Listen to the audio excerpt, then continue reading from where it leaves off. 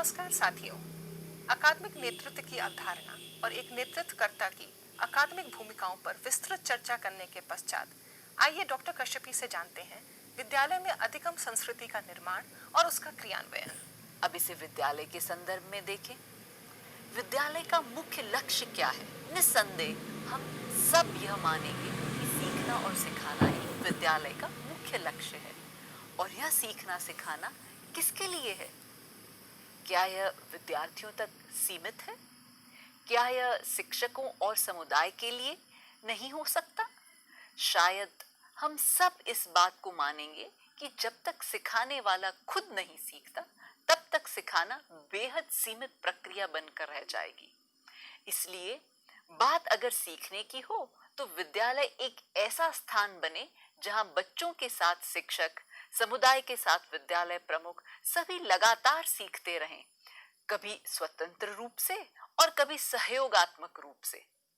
विद्यालय की अधिगम संस्कृति को एक ऐसे वातावरण के रूप में परिभाषित किया जा सकता है जो प्रगतिशील मानसिकता को बढ़ावा दे, अध्यापक, छात्रों एवं विद्यालय प्रमुखों को न सिर्फ पाठ्य पुस्तकों बल्कि अन्य स्रोतों से भी सीखने को प्रेरित करे एवं एक दूसरे के साथ सहयोगात्मक अधिगम को प्रोत्साहित करे। और यही बनाता है एक विद्यालय का संस्कार या अधिगम संस्कृति। तो आइए विद्यालय अधिगम संस्कृति को इस समझ के अनुसार परिभाषित करने की कोशिश करते हैं। किसी भी विद्यालय को अधिगम संस्कृति आधारित विद्यालय तब कहा जा सकता है जब वहां पर निम्नलिखित वस्तुएं देखने को मिले, जैसे प्रगतिशील मानसिकता को बढ़ावा देना, दूसरा निरंतर सीखते रहने के लिए एक दूसरे को प्रेरित करना, तीसरा सहयोगात्मक अधिगम को प्रोत्साहित करना, चौथा निरंतर चिंतनशील रहने का स्वभाव बनाना और विद्यालय मासिक नियोजन में भी चिंतनशील गतिविधियों को बढ़ावा देना।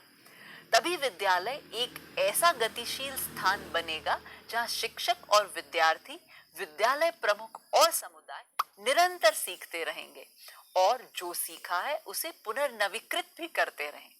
अब आप सबों के मन में होगा कि हम अपने विद्यालय को अधिगम संस्कृति आधारित कैसे बनाएं। तो विद्यालय में अधिगम संस्कृति के निर्माण के मुख्य बिंदु कुछ इस प्रकार से हैं। पहला, विद्यालय की प्रत्येक इकाई यानी शिक्षक, विद्यार्थी, समुदाय सभी के लिए सीखने सिखाने के अवसरों का सृजन करना। दूसरा, विषय वस्तु एवं सीखने सिखाने के तकनीकी ज्ञान और कौशल की निरंतर अभिवृद्धि करना। तीसरा, विद्यालय को अधिगम केंद्रित संस्थान में बदलना। चौथा, चिंतनशील अभ्यासकर्ता बनना। पांचवा, विद्यार्थियों के अधिगम को बेहतर बनाने के लिए दल अधिगम यानी एक दूसरे के साथ व एक दूसरे से सीखने सिखाने के अवसरों का निर्माण करना। छठा, नवाचारों का स्वागत करना। सातवां, व्यावसायिक प्रशिक्षण समूहों का निर्माण, प्रोत्साहन एवं विकास करना। अब चारू, मेरी आपसे यह गुजारिश रहेगी कि इनमें से किन्हीं दो पर आप विस्तृत चर्चा करें। जी कश्यपी, अब मैं विद्यालय में अधिगम संस्कृति के विकास से संबंधित दो प्रमुख मुद्दों को विस्तार से बताना चाहूंगी। पहला है चिंतनशील अभ्यासकर्ता बनना। विद्यालय प्रमुख के तौर पर आपको चिंतनशील होना है और साथ ही अध्यापकों को भी इसका अभ्यासी बनाना। चिंतनशीलता से यहाँ तात्पर्य स्वयं के विकास के लिए विद्यालय प्रमुख तथा अध्यापकों द्वारा सतत स्वयं का मूल्यांकन कर स्वयं का व्यावसायिक विकास सुनिश्चित करना है। चिंतनशीलता एक ऐसी तकनीक है जिसके माध्यम से व्यक्ति स्वयं के द्वारा किए गए कार्यों की बेहतर समीक्षा कर सकता है। कोई व्यक्ति जब स्वतंत्र रूप से अपने कार्यों और अपने विकास पर चिंतन कर उसे बेहतर बनाता है तब उसे चिंतनशील अभ्यासकर्ता कहा जाता है। स्वयं एवं अन्य अध्यापकों में चिंतनशीलता के अभ्यास का विकास भी एक विद्यालय प्रमुख की अहम भूमिकाओं में से एक है। दूसरा है छात्रों के अधिगम को बेहतर बनाने के लिए दल अधिगम। दल अधिगम को विद्यालय में कैसे प्रेरित किया जाए?